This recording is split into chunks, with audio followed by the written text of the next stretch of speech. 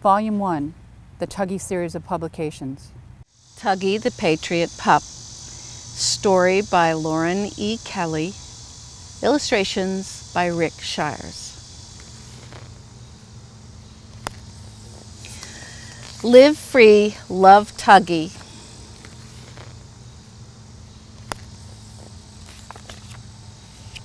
The Crossing. Tuggie could hear his mother's heartbeat. Lying next to her, he was glad she was sleeping. In 10 days, they would reach the American colonies. He knew they would need all their strength when they reached Providence, Rhode Island. Tuggie's mother and father had cried and hugged each other on the pier back home in Yorkshire, England. His father had said, "I cannot go to the colonies with you and your mum, son. I have to continue to work in the mines here, or we won't have any money." Tuggie stared into the darkness of the ship. England and his father seemed very, very far away. The colonies. Tuggie ran down the gangplank and onto the pier in Providence. At last they were in the colonies. "Hurry up, Mum," he called out. Looking through men's boots and horses' hooves, Tuggie could see a little red-haired Yorkie about the same age as he. Tuggie had never seen a red-haired Yorkie before. "I know I'm new here in America," thought Tuggie, "but maybe he can be my friend." Tuggie tried to say hello first, but the red-headed Yorkie beat him to it. "Hello, my name is Half Moon O'Reilly," the redhead said. Surprised, Tuggie answered, "Good day, Half Moon. My name is Douglas R. Harrington III, but everyone calls me Tuggie." And then at the same time, they both said, "You've got a funny name, too." Tuggie's mother smiled at the boys finding each other. From behind them, Half Moon and Tuggie heard Mrs. Harrington ask, "Perhaps, Half Moon, you could help us find our new address." "Sure," replied Half Moon, "follow me." He led Tuggie and his mum through the busy crowd to a side street that seemed quieter. "I'll give you a chance to get settled, and then I'll be back to show you around some more," Half Moon exclaimed. Providence, Rhode Island. It didn't take long for Tuggie and his mum to get used to their new home. Tuggie spent all his days running with Half Moon, discovering everything about their new town and their neighbors. Everything was awfully different here in the colonies. He missed the quiet of Yorkshire, England. He missed the quiet of home.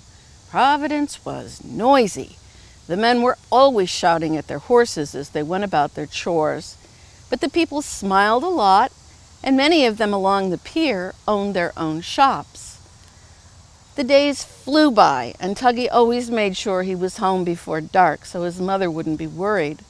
But at night, after she blew out the last candle and tucked him in, Tuggie missed his father. He knew it would be a happy day when his father arrived at last, and they would all be together again. South Main Street. Tuggie called out to Half Moon, "Where are we going today, friend?" "Well, to a very important meeting later tonight," answered Half Moon. "Well, what is the very important meeting about?"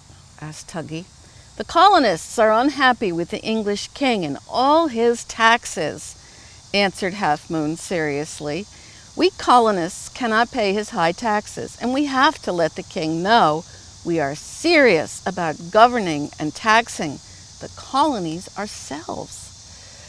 Tuggie hadn't been in the colonies for long, and he was English. So to go to a meeting where everyone was mad at the king made him feel funny. The meeting. Tuggie's ears hurt. The men meeting at the tavern were talking very loudly. "We cannot afford to pay the taxes we have to pay now. The king cannot tax us anymore. We have to fight back." Tuggie had only lived in Providence for a year. He was born English. His father and mother loved King George, but Tuggie knew the angry colonists were right. Since he and his mother had arrived in the colonies, they could see almost everyone everywhere didn't have enough money. The colonists worked so hard every day, and they resented sending their money back to England. They wanted their money to stay here. But these men were saying they should blow up an English ship, the HMS Gaspee, to blow up a ship as a protest against the king. Tuggie thought hard and struggled. The HMS Gaspee was loaded with valuable supplies that the colonists needed and that the king expected to be paid for. Tuggie realized that this was an act of war against the English king. King George would be furious. June 9th.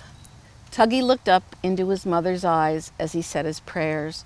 She kissed the top of his head and said goodnight. Soon the house would be dark and she would fall asleep. Then Tuggie would meet Half Moon just outside his back door, and together they would join the colonists to help fight for their freedom from the king. The HMS Gaspee. Tuggie and Half Moon ran side by side. They didn't speak. They just looked at each other intently out of the corners of their eyes, so as not to get too far ahead or too far behind each other. The colonists walked silently ahead of the pups.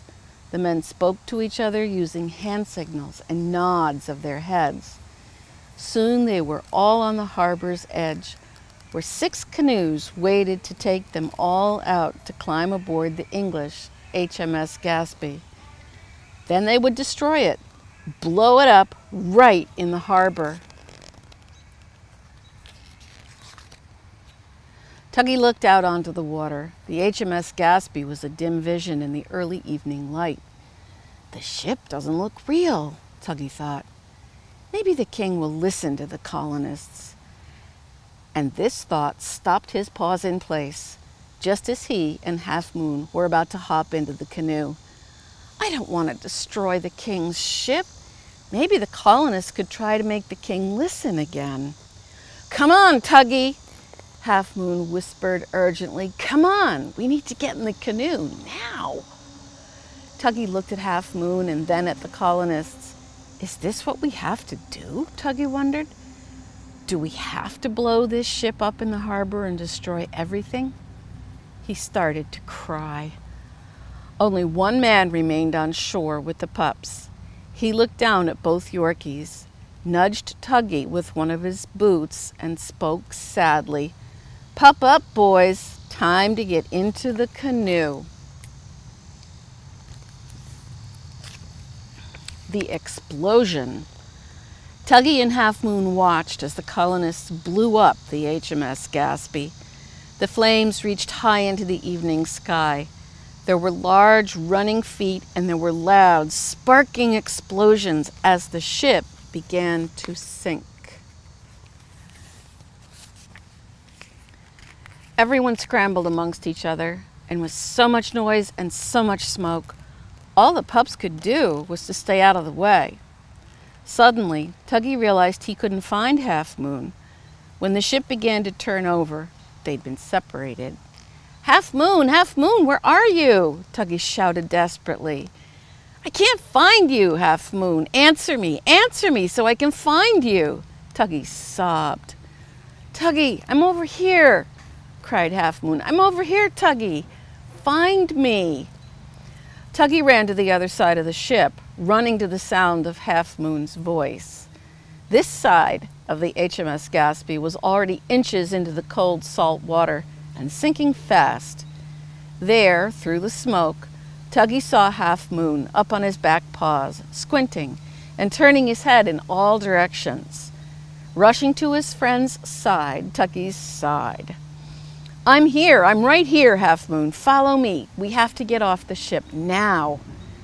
Tuggie, I'll follow you. I'll try to. I will, struggled Half Moon. But Tuggie, I can't see you. Why can't I see you? Tuggie and his mother stood behind the doctor as he placed a patch on Half Moon's eye. You're a brave pup, little Half Moon O'Reilly, Dr. J. Miles said. losing an eye for our freedom from the king. And you too, Tuggie, you did the colonies proud. Mrs. Harrington, I hear your husband will be arriving next year from Yorkshire to join you and Tuggie. It will be complete for you all to be a family again. Then he placed Half Moon on the rough wooden floor beside Tuggie. Thank you for everything, Dr. Miles, Tuggie's mother replied quietly. No thanks for me, ma'am. I'm always proud to patch up heroes. The beginning. As Tuggie and Half Moon went out into the street, Tuggie realized all their lives had changed. Half Moon, Tuggie said, looking into the early sun, you and I are patriots now. We have protested with the colonists against the king. Shoulder to shoulder, with Mrs. Harrington behind them, the pups walked home. When his father joined them, Tuggie knew he would have to explain to him what happened to Half Moon and what they did to the king's ship. But that day was not today.